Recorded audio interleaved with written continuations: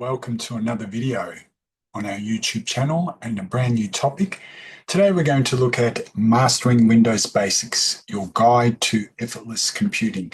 We're going to talk a little bit about, in this series, Windows and how it works, the history and the revolution, and how to install Windows and the very basic functionality behind it. So let me share my screen with you.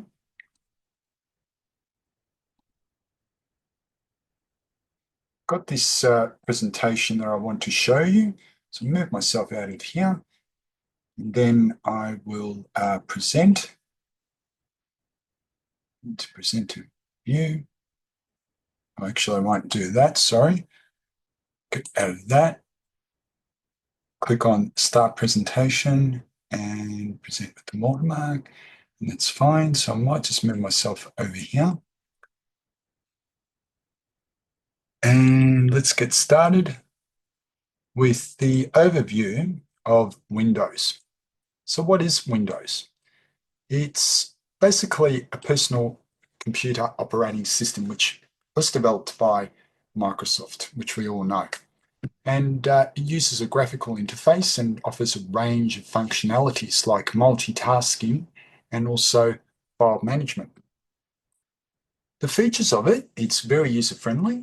It offers robust security, multi-window support, and it's very compatible also with other software applications. And what is also good about it, it incorporates cloud features and cloud services and frequent updates. There have been lots of variants of Windows through the ages of time. Most people at home have the home version. Organizations that work that are large and reasonably small use the pro version or the professional version, and very large enterprises, places use enterprise version. So the variant of each particular version of Windows caters for different user needs, with the home designed for more general consumers and the enterprise, which is more optimized for businesses. Now, what do you need to have Windows? Well, a computer that runs a standard processor of around about 2 gigahertz or 1 gigahertz. About a gig of RAM, set for 32-bit, and 2 gigabytes for 64, and a 16 gig hard drive at least. And the compatibility with older hardware may vary. The installation process, and we'll go through the installation process in our next video, but the way it's done, it can be conducted via a USB, a DVD, or what's known as an ISO file, which is basically an image standard file, which is a snapshot of all of the Windows operating system. Excuse me. The process typically includes setting up what's known as partitions, so sections of the hard drive can be divided up into several different bits, and you select the installation preferences and activate the OS post installation. All right, so let's have a look at the history of it and when it first started. So way back in 1985, Windows launched version 1. And it was a graphical interface used with the MS-DOS operating system. Then we moved into Windows 2 in 1987 and Windows 3 in 1990. The versions that came across in those introduced improved graphics, multitasking, and a very much more familiar user interface, which set the stage for future developments. And then came Windows 95, which was groundbreaking in its time. And that featured a 32-bit architecture, plug-and-play hardware, and what we use now, a start menu. And its launch was accompanied by a really good, strong marketing campaign and advertising campaign, which boosted the sales of computers worldwide with the new operating system. And then the advancements came in with Windows NT, which was introduced in 1993. And it brought security, stability, and support for networking. And it was more designed for professional and enterprise users in large organizations.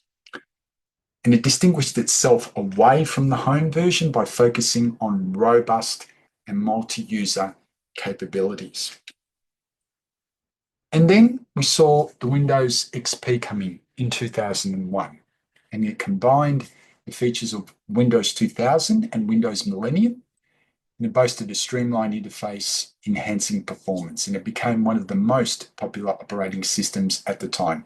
Now, of course, it's no longer supported, and very shortly also Windows 10, achieving widespread use across the home and the businesses for well over a decade.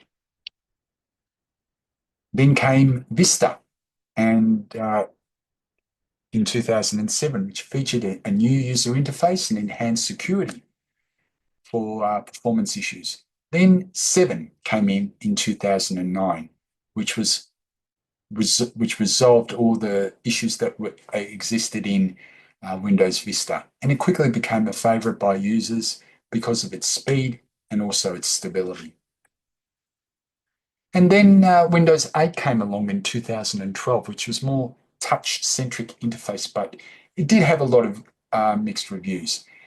Then it led to the evolution of Windows 10, which is still used by people these days, and that combined traditional and modern elements like Cortana and a revamped start menu. And then it's led us to now Windows 11, which debuted in 2021, which emphasized a whole new user experience and support for user technologies. And the trends has consistently increased, with Windows 10 reaching over 1 billion active devices across the world. It shifts in user preferences, technological advancements, and cloud integration, which is now prevalent these days, which is influencing the trends of modern systems, and it shapes the future of Windows environments. And lastly, we've got to understand the Windows interface. And of course, we know it's the desktop environment, which provides the workspace for the user. It's icons, it's folders, and a customizable background, and drag and drop functionality as well. And a central hub for files management. Then you've got the taskbar and the start menu, which provides access to the applications, the system notifications, and the start menu. And it allows users to launch programs, assess settings, and view recent files, enhancing navigation efficiency. And then there's the File Explorer, which allows you to organize your files and folders in a logical manner. And it allows you to, it is a quick access toolbar as well, and you've got the ability to pin icons down the bottom in the taskbar.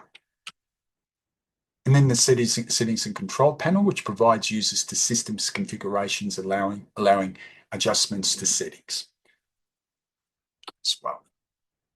And there's multitasking features as well, like the Snap Assist and the Task View for enhanced productivity.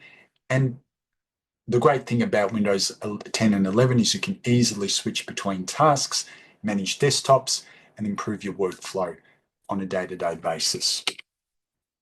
And then there's the customization, the themes, the wallpapers, and users can adapt their own preferences as well to enhance visibility and visual appeal. All right, so that takes us out from our presentation today, an introduction to Windows. In our next lesson, we'll learn how to install Windows in our next video. So I hope you can join me then. Remember to hit the like button on this particular video, and remember to subscribe to our channel. So I hope to see you in our next video. Bye for now.